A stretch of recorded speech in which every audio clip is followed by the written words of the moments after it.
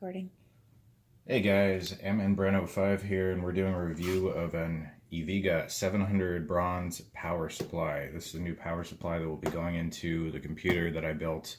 The Corsair CM-CX 450 that I had originally put in is actually defective after less than a month. So we will be sending that back to Corsair for warranty repair, and this really, I guess, isn't a review as much as it is an unboxing and looking at what we're getting inside. Okay, so just look at the back specs.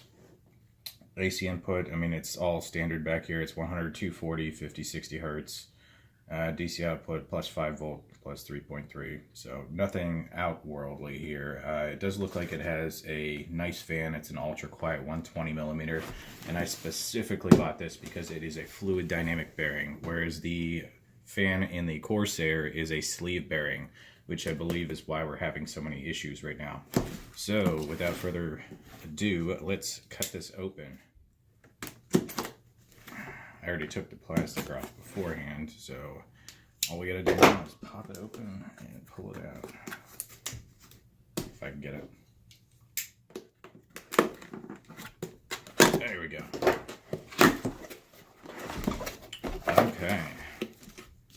Wow, they even give you a nice little setup manual. This did not come with the Corsair. The Corsair literally was just a power supply, nothing else in the box. I mean, there are all the cables on it, but this is a much nicer presentation. There's our power cable that connects it to your standard wall outlet. And in here, this looks like some of the mounting hardware they're giving you. And then this is a converter for your motherboard to attach the power supply. And then here's the good stuff. Okay, as we pull off this bubble wrap, this is the actual power supply unit.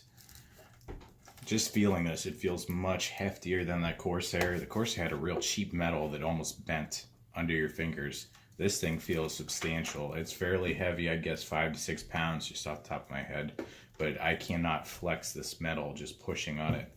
And these cables, substantially higher quality than what we were finding on the Corsair product.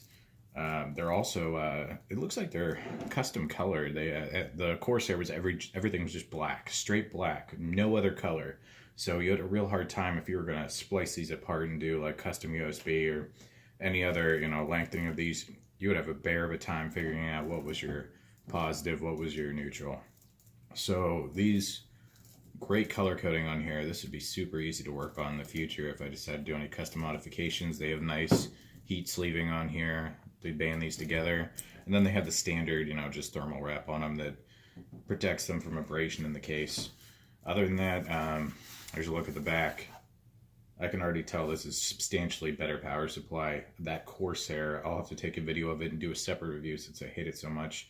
They had this thermal linkage paste on everything, and it's almost like an epoxy resin that they'll put on these computer components in here.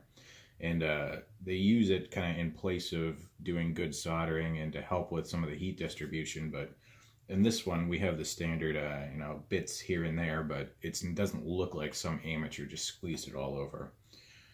I'm super impressed with that so far. And here's the fan. It looks like it's a really nice fan. It's got a solid wire covering on the front. This looks like it'll cool very efficiently.